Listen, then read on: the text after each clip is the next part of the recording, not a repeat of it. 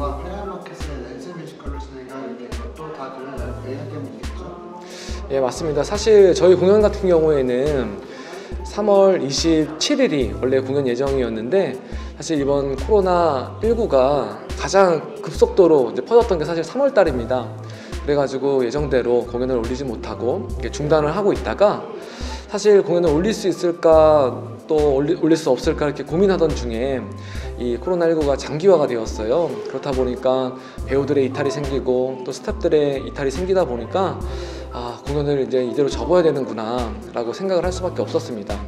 그래서 이 공연을 이제 올릴 수 없겠구나 라고 생각을 하고 있었는데 저희가 아무래도 이게 일반 공연이 아니라 북한 인권을 다룬 뮤지컬이다 보니까 정말 이대로 포기해도 되는 것인가 이런 의문을 갖게 됐어요. 그래서 같은 팀원들과 이렇게 고민을 하던 와중에 이대로 포기하면 안 된다.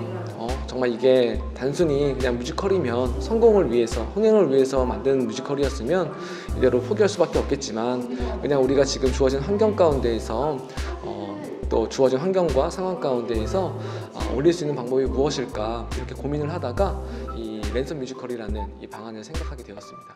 평양마켓 어떤 내용의 뮤지컬인가 소개해 주시다면?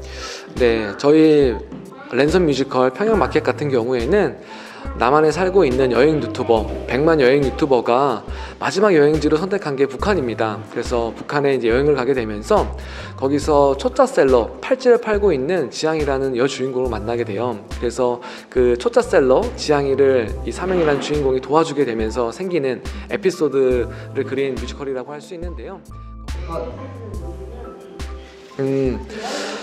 사실 저도 이제 북한 인권 또 북한에는 사실 관심 없는 청년이었습니다. 그런데 작년에 이 탈북민 또 탈북 청년들을 만나게 되면서 정말 이 북한 인권이 이렇게 현실이 우리가 알고 있는 것과 다르구나. 나는 왜 그동안 몰랐을까 이렇게 생각을 했을 때 저에게 알려주는 사람이 사실 없었거든요. 이 북한 인권에 대해서, 북한의 현실에 대해서 그냥 단순히 평화의 상대, 평화 통일이라는 그런 단어로만 알고 있었는데 실제로 탈북한 청년들의 이야기를 들어보니까 얘기가 전혀 다른 거예요. 우리는 평화롭다고 이야기를 하는데 실제로는 평화롭지가 않은 거죠.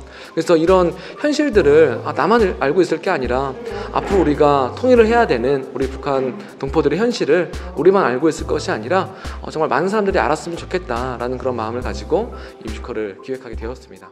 온라인 시청자들에게 전하고 싶은 메시지가 있다면? 사실 정말 중요하다고 생각을 하는데 사실 이 남한 청년이 자유롭게 여행을 할 수 있다는 것이 정말 큰 축복이거든요. 근데 그 축복이 북한에는 없다는 것이 너무나 가슴이 아팠습니다. 자유롭게 여행할 수 있는 남한 청년 사명과 팔찌 하나도 제대로 팔지 못하는, 자기 마음대로 팔지 못하는 그런 북한 청년들의 현실을 보여주고 싶었고, 사실 북한 청년들도 우리와 같이 꿈을 꾸고 우리와 같이 세계를 여행하고 싶어하고 그리고 보고 싶은 것을 보고 듣고 싶은 것을 듣고 싶어 하는데 사실 현실이 좀 그렇지가 않은 거죠. 그런 억압받고 있는 그런 현실들을 우리 시청자들에게 또 우리 뮤지컬을 관람하는 관객분들에게 보여주고 싶었습니다. 시청자들에게 이 점을 주목해 더 많이 줬으면 하는 부분이 있다면? 사실 저희가 의미 있다고 생각하는 게 이게 남북 청년들이 함께 만든다라는 그런 의미가 가장 큰 것 같아요. 그리고 또 중요하게 생각하는 게 사실 기성세대 분들을 굉장히 존중하고 또 그들에게 배울 게 있다고 생각을 하지만 이제는 좀 새로운 메시지가 필요하다고 생각을 했습니다. 사실 이전에는 북한 인권하면 굉장히 올드하고 투박하고 사실 굉장히 직설적인 것들이 많이 있었거든요. 근데 그런 것들을 조금 제하고 이 청년들의 언어로 북한 인권을 알리고 청년들의 언어로 북한의 현실을 알리는 것이 필요하다. 즉 이제 새로운 언어가 이제 필요하다고 생각을 했습니다.